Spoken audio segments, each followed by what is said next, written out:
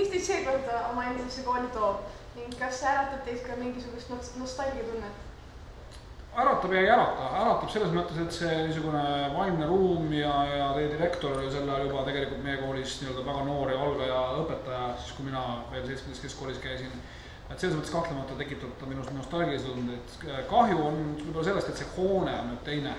Mul ei teki, minu nostalgia võib-olla oleks ülevoolavam, kui ma saaksin külastada seda hoonet, kus praegu on Prantsuse Lütseum, ehk seda maja, kus mina käisin koolis, siis kui Tallinna 7. keskkool veel Hariduse tänaval. Aga see uus maja on kahtlemata väga ilus ja väga tore ja ma ei ole siin päris esimest korda.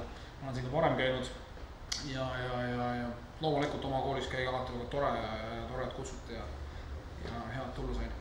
Kas te mäletate Tallinna Inglise kolledžit ehk siis tol ajast 7. keskkooli pigem positiivselt ja negatiivselt? Ikka positiivselt loomulikult. Alati on niimoodi, et mõtleks alati, minu puhul on niimoodi, et kui ma lõpetasin 7. keskkooli 87, siis ma olin muidugi just ilmselt väga paljud õpilased on oma kooli peale, kui nad on selle just lõpetanud kuidagi, ma ei tea, kas nad on kibestunud, aga kuidagi tunnevad kergendust, et nad peas enam käima.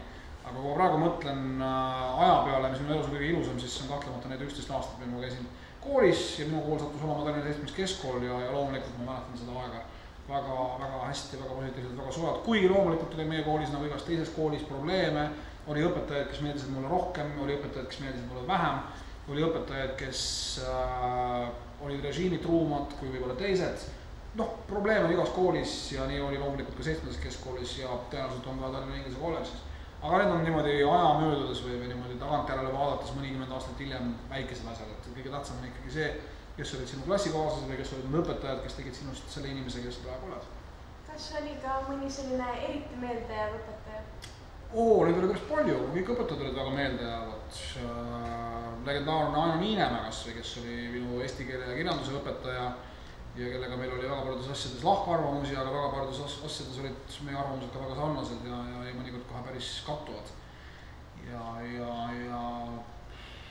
minu armas inglise keele õpetaja Ulle Leneli, kes õpetas inglise keelt ja oli kuidagi erakordselt mõistlik ja väga hea õpetaja, mis kõige olulisem. Tiia Loitmäe, kes oli 7. keskkoolis laulmisõpetaja, kes oli väga ekstravagantne niisugune tavalisest standardsest õpetaja tüübist palju võib-olla teistsugusem kui võib-olla paljud teised õpetajad.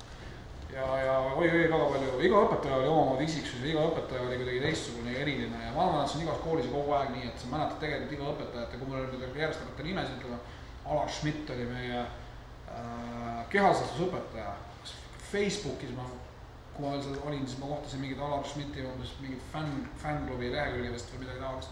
Tema oli meie kehastusõpetaja. Meil oli sõjalase õpetaja, kelle nimi oli Bondarenko, kes oli väga huvitav kuju.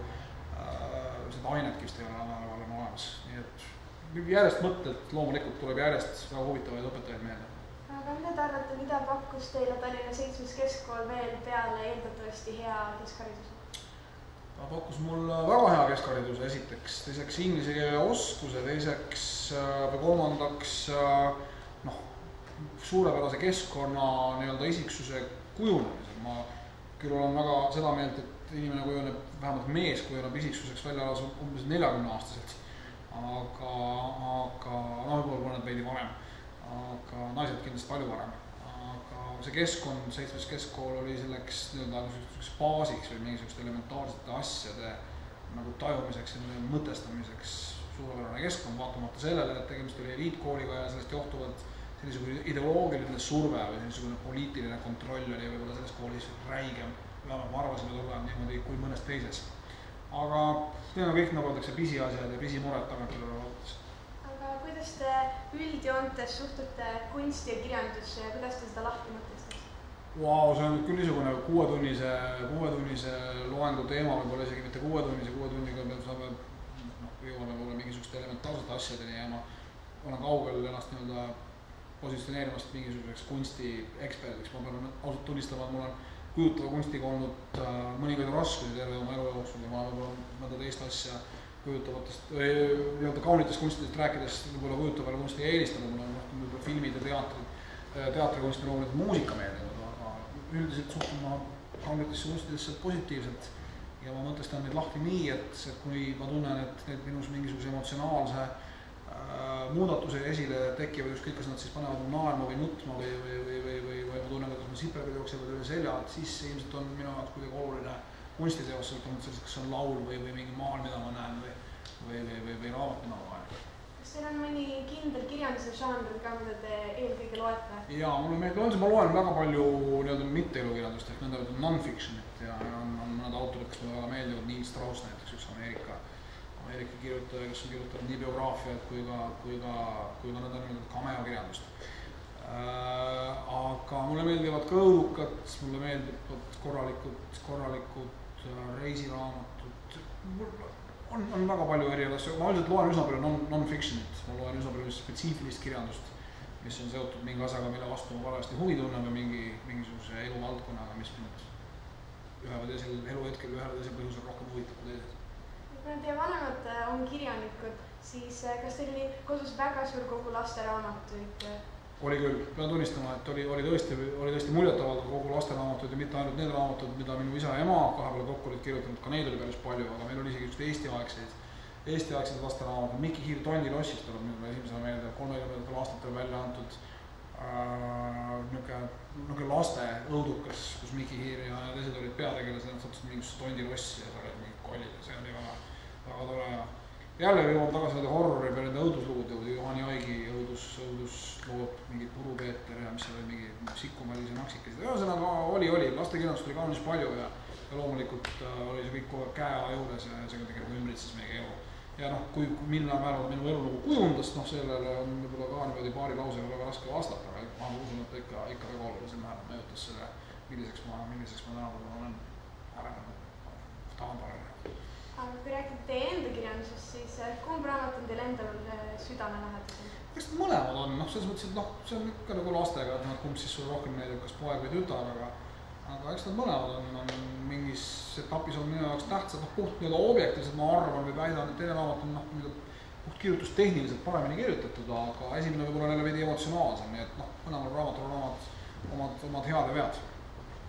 Kuidas üldiselt suhtutakse teie viimasesse raamatusse? Kas paremini kui eelnevast? Ma ei oska öelda, kui mõnda kriitika pealt vaadata, siis teine raamat on saanud väga head kriitikat, on loomulikult olnud ka arvustusi, mis on selle raamatu sõelapõhjaks teinud, aga sama oli ka esimese raamatuga, et oli väga häid arvustusi, oli väga negatiivsed.